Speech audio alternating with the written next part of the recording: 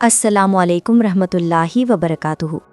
میری پیاری بہنوں اور بھائیوں، آج کا بیان ایک ایسے موضوع پر ہے جو ہم سب کے دل کو ہلا دینے والا ہے، اور وہ ہے اللہ تعالیٰ کی ناراضگی کی نشانیاں۔ قرآن میں اللہ تعالیٰ نے فرمایا کہ جب انسان گناہ پر گناہ کرتا جاتا ہے اور توبہ نہیں کرتا تو اس کے دل پر مہر لگا دی جاتی ہے، اور جب دل پر مہر لگ جاتی ہے تو انسان کو نہ بھلائی کی سمجھ رہتی ہے نہ برائی کا احساس۔ اللہ کی ناراضگی کی پہلی نشانی ہے دل کا سخت ہو جانا۔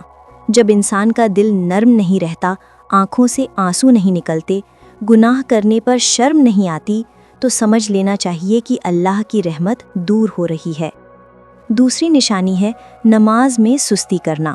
رسول اللہ صلی اللہ علیہ وسلم نے فرمایا کہ جو لوگ نماز میں سستی کرتے ہیں ان پر اللہ کی رحمت نہیں ہوتی اور ان کا گھر برکت سے خالی ہو جاتا ہے۔ تیسری نشانی ہے گناہ کرنے کے بعد دل کا بے چین نہ ہونا۔ جب انسان گناہ کرے اور پھر بھی اسے کوئی گلانی محسوس نہ ہو تو سمجھ لو کہ اب اس کے دل پر اللہ کی طرف سے سختی آ گئی ہے۔ چوتھی نشانی ہے کہ انسان دنیا سے محبت کرنے لگے اور آخرت کو بھول جائے۔ رسول اللہ صلی اللہ علیہ وسلم نے فرمایا کہ جب امت دنیا کی محبت میں ڈوب جائے گی اور موت کو ناپسند کرے گی تو اس پر ذلت اور اپمان لازم ہو جائے گا۔ پانچویں نشانی ہے جب ظالم کو دیکھ کر دل میں غصہ نہ آئے اور نیک لوگوں سے دوری محسوس ہونے لگے۔ جب انسان اللہ کے دوستوں کو چھوڑ کر برے لوگوں کی صحبت میں آرام محسوس کرے تو یہ اللہ کی ناراضگی کا بڑا اشارہ ہے۔ چھٹی نشانی ہے کہ انسان کی روزی میں برکت اٹھ جائے، وہ بہت محنت کرے لیکن سکون اور راحت نہ پائے۔ حدیث میں آتا ہے کہ جب لوگ دھوکہ اور بے ایمانی کرنے لگتے ہیں تو اللہ ان کی برکت ختم کر دیتا ہے۔ ساتویں نشانی یہ ہے کہ انسان کی دعائیں قبول نہ ہوں۔ اللہ تعالیٰ فرماتا ہے کہ میں ان لوگوں کی دعا نہیں سنتا جو حرام کماتے ہیں، حرام کھاتے ہیں اور پھر مجھے پکارتے ہیں۔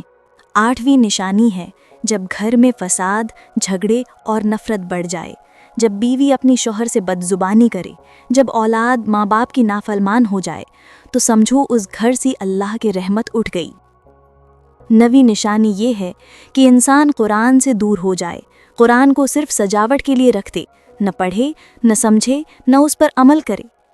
حدیث میں ہے کہ رسول اللہ صلی اللہ علیہ وسلم نے فرمایا کہ جو قرآن کو چھوڑ دیتا ہے وہ اللہ کی نظروں سے گر جاتا ہے۔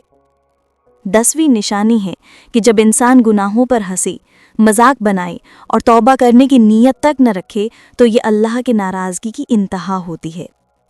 میری پیاری بہنوں اور بھائیوں، جب یہ نشانیاں زندگی میں دکھائی دینے لگیں تو سمجھ جائیے کہ اب وقت توبہ کا ہے، کیونکہ اللہ تعالیٰ فرماتا ہے کہ جو توبہ کرتا ہے میں اسے معاف کر دیتا ہوں، چاہے اس کے گناہ آسمان تک کیوں نہ پہنچ جائیں۔ آج ہمیں اپنی زندگی کا جائزہ لینا چاہیے۔ کیا ہمارے اندر بھی یہ نشانیاں آ چکی ہیں؟ کیا ہمارے دل سخت ہو گئے ہیں؟ کیا ہماری نمازوں میں سکون نہیں رہا؟ کیا ہماری روزی میں برکت نہیں رہی؟ اگر ہاں تو اب دیر نہیں کرنی چاہیے۔ ہر وقت اللہ سے معافی مانگنی چاہیے، استغفار کی عادت ڈالنی چاہیے۔ صبح شام 100 بار استغفار پڑھیں اور اپنے گناہوں پر روئیں، کیونکہ اللہ تعالیٰ فرماتا ہے کہ میری رحمت میرے غصے پر غالب ہے۔